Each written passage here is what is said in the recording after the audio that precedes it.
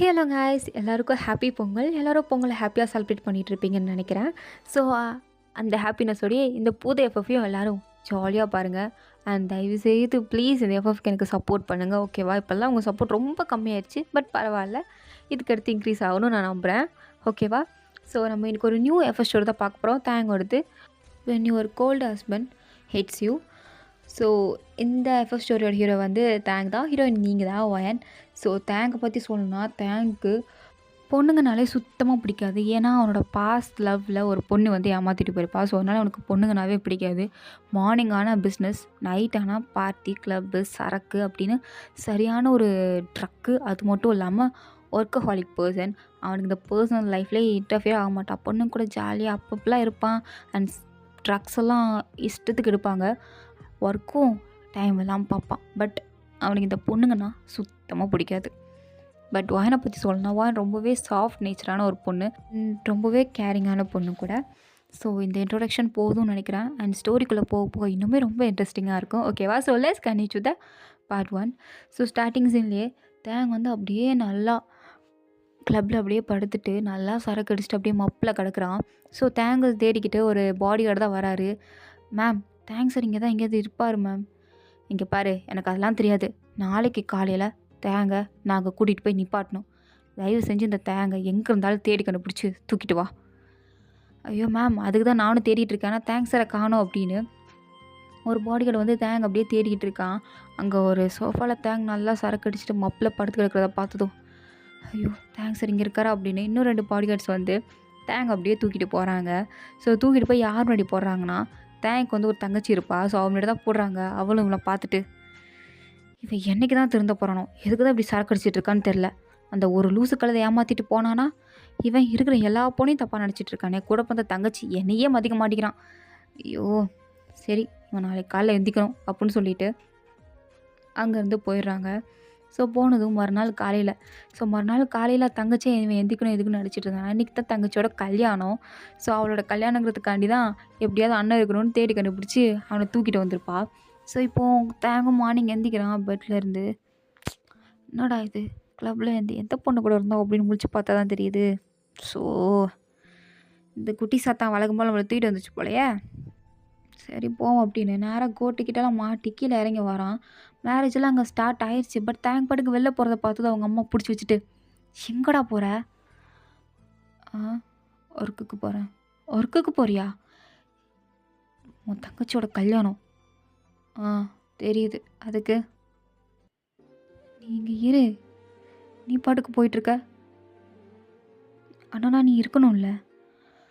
மா அதெல்லாம் டைம் வேஸ்ட்டுமா, கல்யாணம் பண்ணி எதுக்கு? அதெல்லாம் போரிங்.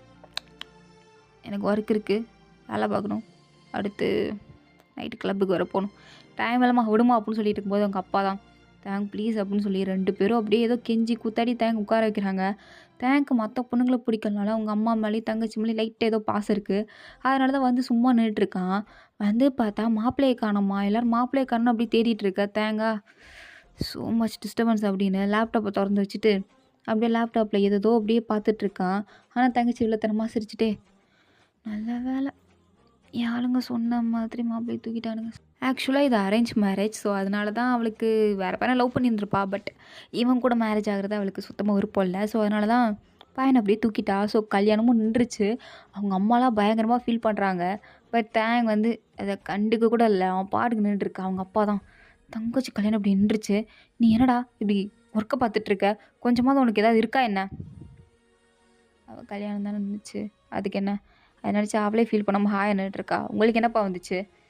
அவங்க இதெல்லாம் சரியில்லை அப்படின்னு சொல்லிட்டு இருக்கும்போதே தங்கச்சி வந்து, இதான் சொன்னேன், நான் லவ் பண்ண பையனை எனக்கு கல்யாணம் பண்ணுவீங்கன்னு கேட்டிங்களா? இதெல்லாம் பாருங்கள், எனக்கு அவமானமாக இருக்குது, அசிங்கமாக இருக்குது அப்படின்னு சாக போகிறேன்னு என்னென்னமோ ட்ரை பண்ணுறாங்க. அம்மா அப்பா பயந்துட்டு, சரி விடு, அந்த பையனை கல்யாணம் பண்ணி வைக்கலாம், இப்போமே கூப்பிடு, இப்போமே கல்யாணம் பண்ணிடலாம் அப்படின்லாம் பேசுகிறாங்க. தேங்க அப்படியே தங்கச்சி மேலேருந்து கீழே வரைக்கும் பார்த்துட்டு, இது யார் போட்டு கொடுத்த ஐடியா, இவ்வளோ கேவலமாக இருக்குது, சும்மா நானே க்ரியேட் பண்ணது தான், எப்படி நல்லா இருக்கா? நல்லா தான் இருக்குது. ஆனால் அந்த பையன்தான் பாவம், உன்னை நம்பி ஏமாந்துட்டான். எதுக்கு தான் இப்படி பொண்ணுங்களாக இருக்கீங்களோ அப்படின்னு, இந்த கல்யாணத்தை பார்க்கலாம் இன்ட்ரெஸ்ட் இல்லை அப்படின்னு சொல்லிட்டு அவன் பாட்டுக்கு அங்கேருந்து போயிட்டான். கடைசியா தங்கச்சி லவ் பண்ண பையன் கூடயே அவளுக்கு கல்யாணம் நடக்குது. பட் அத பார்க்குறதுக்கு தேங்க் விருப்பம் இல்ல. அவனுக்கு இன்னும் பொண்ணுங்கள நெனச்சா வெறுப்பா தான் இருக்கு. நேரா ஆஃபீஸ்க்கு தான் போறான். கையில பெரிய பீர் பாட்டிலோட தான் போறான். எப்பவுமே சரக்கு அடிச்சுட்டு தான் வேலையும் பார்ப்பான் போல. அப்படியே எல்லாரும் தேங்க பார்த்து good morning sir, good morning சார்ன்னு பதர்றாங்க. பிகாஸ் தேங் அவ்ளோ ஸ்ட்ரிக்ட்டு. தேங்க ம் குட் மார்னிங், குட் மார்னிங் அப்படின்னு எல்லாருக்கும் சொல்லிட்டு, அவன் பாட்டுக்கு ட்ரிங்க்ஸ் பண்ணிட்டே ஒர்க்கையும் பார்த்துட்டு இருக்கான். ஸோ அப்படியே நைட் ஆகுது. நைட் ஆனதுக்கப்புறம் தேங் அப்படியே மறுபடியும் வீட்டுக்கு வரான். வீட்டுக்கு வந்து பார்த்தா, அப்படியே வீடு ஃபுல்லா சொந்தக்காரங்களா இருக்காங்க தேங்க்கு. என்ன இவ்ளோ இரிட்டேஷனா இருக்கு. ம். தேங், தேங் எங்க போற? என்னம்மா? இப்பயும் நீ ஃபுல்லா சரக்கு அடிச்சிருக்கியா என்ன? ஆமா. அதுக்கு என்ன? நீ வா என் கூட. நீ வா, நீ மாப்பிள்ளையும் தங்கச்சியும் பார்க்கணும்ல. நான் எதுக்கு பார்க்கணும்? எனக்கு அதெல்லாம் இன்ட்ரெஸ்ட் இல்ல. நீ வா அப்படின்னு அவங்க அம்மா கையை பிடிச்சி இழுத்துட்டு இருக்க. தேங்க யார் மூலியம் அப்படியே சத்துன்னு இடிச்சிட்டான். யாரான்னு அப்படின்னு திரும்பி பார்த்தா, அங்கே ஒயன் தான் நின்றுருக்கா. ஒயனா பார்த்துட்டு, ஐயோ சாரி பார்த்து போங்க அப்படின்னு சொல்கிறா. அவள் பேசுகிறது அவன் நடந்துக்கிறதெல்லாம் அவனுக்கு பிடிக்கவே இல்லை. அப்படியே ஒயனை மேலேருந்து கீழே வரைக்கும் பார்க்குறான். பார்க்குறதுக்கு செம்மையாக இருக்கா. பட் அவள் ஃபேஸை பார்க்கும்போது அவனுக்கு வேற யார் ஃபேஸும் ஞாபகம் வருது. அப்படியே அவகிட்ட ஒரு மாதிரி சண்டைக்கு போகிறான். கண்ணு தெரில உனக்கு? கண்ணை நான் முதுப்பு நடிச்சிருக்கியா?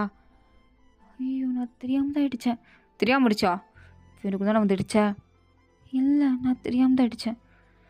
தெரியாமல் எப்படி அடிப்பேன்? தெரியாமல் எப்படி இருப்பேன்? வந்து இடி அப்படின்னுட்டு இருக்கான். என்ன இவர் இப்படிலாம் பேசுகிறாரு அப்படின்னு வானுக்கு அப்படியே கண்ணெல்லாம் கலங்கிடுச்சு. அழுகிறா பாரு கேவலமா சி அப்படின்னு சொல்லிட்டு அங்கேருந்து அவன் பாட்டுக்கு போகிறான். வானுக்கு புரியவே இல்லை. இவனா பொண்ணோட அண்ணன் இப்படி இப்படி நடந்துக்கிறான். கொஞ்சம் கூட மேனஸுங்கிறது இல்லை சி அப்படின்னு சொல்லிட்டு வாயனும் அங்கேருந்து சொல்லிட்டு போயிட்டா. ஸோ அதுக்கடுத்து தேங்கோட அம்மா தான் தேங்க கூட்டு வச்சு ஃபேமிலி மெம்பர்ஸ் முன்னாடி இன்ட்ரடியூஸ் பண்ணி வைக்கிறாங்க. இதுதான்டா உன் தங்கச்சியோட ஹஸ்பண்ட் அண்ட் இது அவங்களோட அம்மா அப்பா அண்ட் வயன் தங்கச்சி. இதுதான் நம்ம மாப்பிள்ளையோட தங்கச்சி அப்படின்னு சொன்னதும் தேங்க பார்க்குறான். சிவலா அப்படின்ற மாதிரி அவளும் பார்க்குறா. என்ன இவன் இப்படி பிஹேவ் பண்ணுறான் அப்படின்ற மாதிரி. இவனா அண்ணன் அப்படின்ற மாதிரி தான் ஒரு மாதிரியாக தான் பார்க்குறா. ஸோ பார்த்ததுக்கப்புறம் வாயனோட அம்மா வந்து வாயனுக்கு இத்தனை நாளாக வரன் பார்த்துட்டு இருந்திருக்காங்க போல். ஸோ தேங்க பார்த்ததும் கொஞ்சம் ஹேண்ட்ஸமாக இருக்கானே பையன், ரொம்ப டீசெண்டான பையனாக இருப்பான்னு நினச்சி அவங்க பாட்டுக்கு தேங்கோட அம்மாட்ட, நம்ம ஏன் பேசாமல் நம்மளோட பொண்ணுக்கும் பையனுக்கும் கல்யாணம் பண்ணி வச்ச மாதிரி என்னோட பொண்ணுக்கும் உங்கள் பையனுக்கும் கல்யாணம் பண்ணி வச்சிடக்கூடாது அப்படின்னு அப்படியே பட்டுன்னு கேட்டாங்க. இதை கேட்டதும் தேங்கோட அம்மாவுக்குலாம் ரொம்ப சந்தோஷம். அப்போது பண்ணி வச்சிடலாமா அப்படின்னு அவங்களும் அவங்க அப்பா பார்த்து, ஏங்க பேசாமல் நம்ம தேங்க இந்த பொண்ணுக்கு கல்யாணம் பண்ணி வச்சிடலாமா? என்ன சொல்கிற? நீ நிஜமாக தான் சொல்கிறியா? நம்ம தேங்க இந்த பொண்ணுக்கு செட் ஆகுமா? அதெல்லாம் செட் ஆகும். நம்ம தேங்க இப்படி இருந்தான்னு வச்சுக்கோங்களேன், ஒன்றும் பண்ண முடியாது. ஏதோ ஒரு பொண்ணை கல்யாணம் பண்ணி வச்சா தான் அவனும் சரிப்பட்டு வருவான். ஆனால் அவனுக்கு தான் பொண்ணுங்களே பிடிக்காதே. பரவாயில்ல பண்ணி வைக்கலாம் அப்படின்னு அவங்க முடிவு பண்ணிட்டாங்க. இதை பற்றி வாங்கிக்கிட்ட சொல்லும்போது வாயினுக்கா சுத்தமாக விருப்பம்ல. அதெல்லாம் பண்ணவே முடியாது, நான் பண்ணவே மாட்டேன் அப்படின்னு ஒத்தை கால் நின்றுட்டுருக்கா. நீ பண்ணி தான் ஆகணும் அப்படின்னு அவங்க அம்மா ரொம்ப ஃபோர்ஸ் பண்ணுறாங்க. வாயினுக்கும் என்ன பண்ணுறதுன்னு தெரில. பட் இந்த விஷயம்லாம் தேங்க தெரியுது, நம்மளுக்கு கல்யாணம் பண்ணி வைக்க பார்க்குறாங்க அப்படின்னு. ஸோ ஒரு நாள் என்ன பண்ணுறான்னா, மேரேஜெலாம் ஃபிக்ஸ் ஆகிடுச்சு. ஒரு 2 நாளில் கல்யாணன்ற மாதிரிலாம் பேசி வச்சுட்டாங்க. பட் 2 நாளைக்கு முன்னாடி வாயனை பார்க்கணும் அப்படின்ட்டு தங்கச்சிட்ட சொல்லியிருப்பான் போல், அவனோட தங்கச்சிக்கிட்ட. ஸோ அவளுமே வாயனை அமுச்சு வைக்கிறா. வாயனும் அப்படியே பார்க்க நல்லா அழகாக க்யூட்டாக ட்ரெஸ் பண்ணிவிட்டு, அவள் ஃப்ளார் ஷாப் தான் வச்சுருக்கா வாயன். ஸோ அதனால் ஃப்ளாரை டெலிவரி பண்ணுறதுக்கு அங்கே வந்திருப்பா. அங்கேயே அந்த டெலிவரியும் பண்ணிவிட்டு தேங்க பாத்திரலாம் தான் வந்திருப்பா. ஸோ அங்கே டெலிவரி பண்ணுறா. அந்த பையன் வாங்கிக்கிட்டே கொஞ்சம் வளைஞ்சு பேசுகிறான். வாயனும் இவன் என்ன இப்படி பேசுகிறான் அப்படின்ற மாதிரி தான் நின்றுட்டுருக்கா. ஆக்சுவலாக அவன் ஃப்ளவர் ஆர்டர் பண்ணுறதே அவளை பார்க்குறதுக்காண்டி தான்.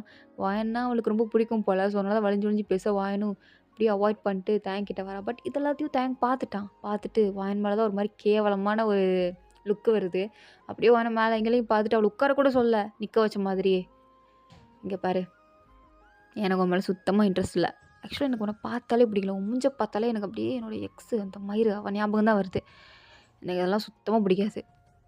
அப்போ அவன் மேலே எங்கேயும் பார்க்குறான். அவன் கையில் என்னடானா ஒரு பீர் பாட்டிலு, அப்படியே ஒரு கிளாஸ் சரக்கு அடிச்சிட்டே தான். எனக்கு ஒன்றும் பிடிக்கல. ஸோ கல்யாணத்தை நிப்பாட்டிரு. புரியுதா? இங்கே பாருங்க அது. ஏய், உன் பேச்செல்லாம் நான் கேட்கல. கல்யாணத்தை நிப்பாட்ட முடியுமா முடியாதா அதை மட்டும் சொல்லு, அதையும் நான் பார்த்துக்கிறேன். இங்கே பாருங்கள், எனக்கும் உங்களுக்கு கல்யாணம் பண்ணிக்கணும்னு இஷ்டம் இல்லை, ஆசையும் கிடையாது. நானே மேரேஜ் ஸ்டாப் பண்ணிடுறேன் அப்படின்னு அவள் சொல்கிறா. அதான் உனக்கு நல்லது. ஸ்டாப் பண்ணிடுறேன்னு சொல்லிட்டில, நல்லது பண்ணிடு. அவ்வளோதான் அப்படின்னு சொல்லிட்டு அங்கேருந்து அவன் பாட்டுக்கு போகிறான். வயனுக்கா ச்சீ! இப்படிப்பட்டவனையா நான் கல்யாணம் பண்ணிக்கணும்? வேக் நான் பண்ணிக்கவே மாட்டேன் அப்படின்னு சொல்லிட்டு அவ பாட்டுக்கு சரி அப்படின்னு அவள் காரில் தான் வந்திருப்பா. கார் டோர் அப்படியே ஓப்பன் பண்ணுறா. அந்த பையன் ஓடி வந்து உன்னோட கையை பிடிக்கிறான். வாயனு என்ன பண்ணுறீங்க நீங்கள்? கையை விடுங்க. யார் நீங்கன்னே எனக்கு தெரியாது. ஏதோ ஃப்ளவர் ஆர்டர் பண்ணுவீங்க டெலிவரி பண்ண வந்தேன். இப்போ எதுக்கு இப்படி பிடிச்சிட்டு இருக்கீங்க? இங்கே பாருங்க எனக்கு உன்னை ரொம்ப பிடிச்சிருக்கு. நான் லவ் பண்ண அப்படின்ற மாதிரி அந்த பையன் அப்படி கெஞ்சுறான். அவன் எனக்கு ஐயோ என்ன இவன் கெஞ்சுறானே அப்படின்னு அவனை தள்ளி விட்டு அவ பாட்டு கார் எடுத்துகிட்டு போகிறா. இது எல்லாத்தையும் தேங்க் பார்க்குறான் காருக்குள்ளே இருந்து. ச்சை! இவளுக்கு எல்லார் மாதிரியும் தான். இந்த பொண்ணுங்களே நம்பக்கூடாது. அதுதான் இப்படி தான். கேவலம். ச்சே! இவளை போய் நான் கல்யாணம் பண்ணிக்கணுமா? இவன் மட்டும் கல்யாணத்தை நிப்பாட்டல அப்புறம் இருக்கு அவளுக்கு அப்படின்னு தேங்க மைண்ட் வாய்ஸ் விட்டுட்டு தான் போகிறான். இப்படியே கல்யாணம் நாளும் வருது, 2 நாள் வருது. வாயனும் எவ்வளவோ போராடுவா. கல்யாணத்தை நிப்பாட்டுறதுக்கு சாப்பிடாம இருந்திருப்பா. என்னென்னமோ பண்ணி பார்த்துருப்பா. ஆனால் அவங்க அம்மா, இப்போ நீ மட்டும் கல்யாணம் பண்ணிக்கலான்னு வச்சுக்கோயேன், அவ்வளோதான். நீ கல்யாணம் பண்ணிக்கோ, நாங்கள் நிம்மதியாக இருப்போம். இல்லை அப்படி பண்ண மாட்டேன் அப்படின்னு சொன்னால் எப்பவுமே நாங்கள் செத்துறோம் அப்படின்னு ஃபேமிலியை சேர்ந்து மிரட்ட அமைச்சிருப்பாங்க. அது மட்டும் இல்லாமல் இது பெரிய இடத்து சம்மந்தம், அவங்களுக்கு நம்ம பொண்ணை வேற கொடுத்துருக்காங்க, நீ வேற இப்படிலாம் பண்ணக்கூடாது அப்படி இப்படின்னு என்னமோ பேசி வாயனோட மண்டையை கழுவி மேரேஜ் டேவும் வந்துருச்சு. வாயனும் அழகாக ரெடியாக உட்காந்துருக்கான். ஆனால் அவளுக்கு இந்த கல்யாணத்தில் சுத்தமாக விருப்பம் இல்லை. தேங்கோட கேரக்டரை பற்றி வீட்டில் சொன்னாலும் அவங்களும் பண்ணிக்கோ அப்படின்னு தான் சொல்கிறாங்க. அவளுக்கு என்ன பண்ணுறதுனே தெரில. அப்படியே நேராக அந்த வெட்டிங் ஹாலுக்கு தான் வரா. தேங்க் ஒரு நம்பிக்கை. சரி இந்த ஃபாதர் சம்மதமா சம்மதம் இல்லையான்னு கேட்கும்போது சம்மதம் இல்லைன்னு சொல்லிடுவா அப்படின்ற நம்பிக்கையில் தான் அவன் அசால்ட்டாக நின்றுட்டுருக்கான். ஏன்னா அவங்க அம்மா அப்பாவை ஃபோர்ஸ் பண்ணியிருப்பாங்க. இந்த அம்மா அப்பானாலே ஃபோர்ஸ் பண்ணுறது தானே, அதனால அவங்க அம்மா அப்பாவை ஃபோர்ஸ் பண்ணியிருப்பாங்க.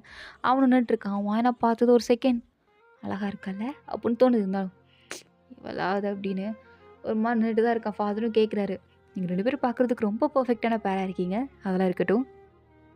உனக்கு இந்த பொண்ணை கல்யாணம் பண்ணிக்க சம்மதமாப்பா? சம்மதம் அப்படின்னு ஒரேடியாக சொல்லிட்டான். வாயனுக்கா என்ன இவன் சம்மதம் இல்லைன்னு சொல்லுவான்னு பார்த்தா இவன் என்ன சம்மதம்னு சொல்லிட்டான். இப்போ நம்ம என்ன பண்ணுறது? இப்போ நீ சொல்லுமா வாயன், கல்யாணம் பண்ணிக்க சம்மதமா அப்படின்னு கேட்கும்போது அவன் எப்படி இல்லைன்னு தான் சொல்ல போகிறா அப்படின்னு அவன் அசால்ட்டாக நின்றுட்டுருக்கான். ஆனால் வாயன் அவங்க அம்மா அப்பாவை திரும்பி பார்க்க அவங்க சம்மதம் இல்லைன்னு சொல்லு, சம்மதம்னு சொல்லு, சம்மதம்னு சொல்லு. இல்லைண்ணா இல்லை வயன் அப்படின்ட்டு அப்படியே ஒரு மாதிரி கண்ணாலே மிரட்டுறாங்க. வாயனும் வேறு வழியே இல்லாமல் அப்படியே ஒரு மாதிரி யோசிச்சுட்டே ஃபாதரை பார்க்க, ஃபாதரும் சொல்லுமா சம்மதமாக இல்லையா? அவள் இல்லைன்னு தான் சொல்ல போகிறா அப்படின்னு மாதிரி அப்படியே ரொம்ப நம்பிக்கையாக இருக்கான்.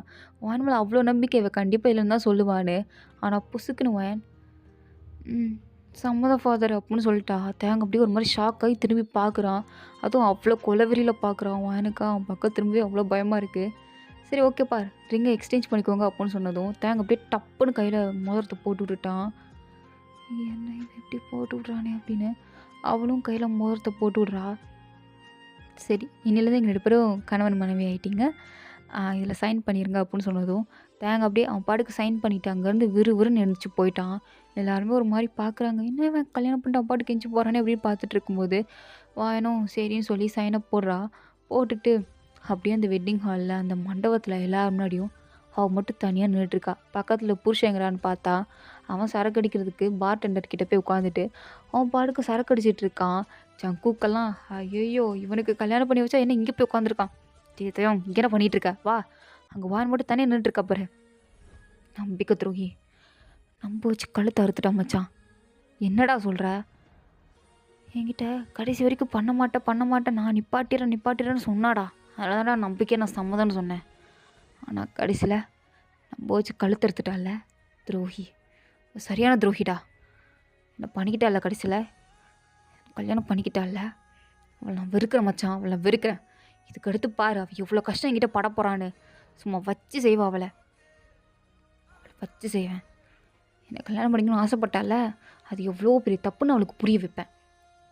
நான் தனியாக நின்றுட்டுருக்காளா, அப்படியே நிறுட்டும், அப்படியே நிற்கட்டும், அப்படியே வீட்டுக்கு கிளம்பி வர சொல்லு, நான்லாம் வந்து அவளை கூப்பிட்டு போக முடியாது அப்படின்னு அவன் பாட்டு கார் எடுத்துகிட்டே போயிட்டான். அதுவும் ட்ரிங்க்ஸ் பண்ணிவிட்டு.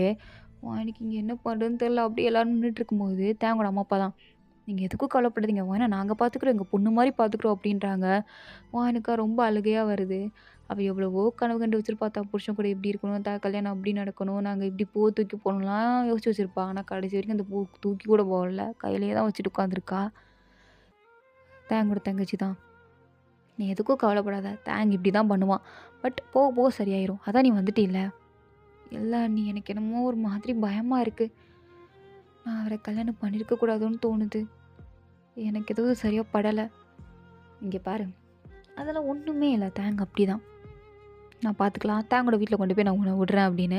தேங்கோட வீட்ல கொண்டு வந்து ஒயன விட்டுட்டு எல்லாரும் கிளம்பி போயிட்டாங்க. ஒயன் அந்த வீட்ட பார்க்குறா. ஃபுல்லா இருட்டா இருக்கு. அது மட்டும் இல்லாம ஒரு மாதிரி அந்த வீடே மெர்சியா குப்பை கணக்கு இருக்கு. வீட்ல கொஞ்சம் கூட நீட்னஸே இல்ல. ஒரு மாரி கேவலமா தான் இருக்கு. அவ அவ்வளோ லக்கேஜ் இழுத்துட்டே அப்படியே உள்ள வரா. உள்ள வந்து பார்த்தா, தேங்க தான் அப்படியே நல்லா ட்ரக்ஸ்ல எடுத்திருக்கான் போல. இன்ஜெக்ஷன்லாம் போட்டு படுத்து கிடக்குறான். ஒரு மாரி போதை மயக்கத்தில படுத்து கிடக்குறான். எனக்கு அத பார்த்ததும் அப்படியே பக்குன்னு இருக்கு. ஒரு மாரி பயந்துட்டே பார்த்துட்டு இருக்கேன். ஸோ இதோட இந்த பாட்டு வந்து கம்ப்ளீட் ஆகுது. தேங்க் ஃபார் வாட்சிங். உங்களுக்கு பிடிச்சிருந்தா லைக் பண்ணுங்க. ப்ளீஸ் வந்து சப்ஸ்கிரைப் பண்ணுங்க. Okay Tata. C you later. Bye.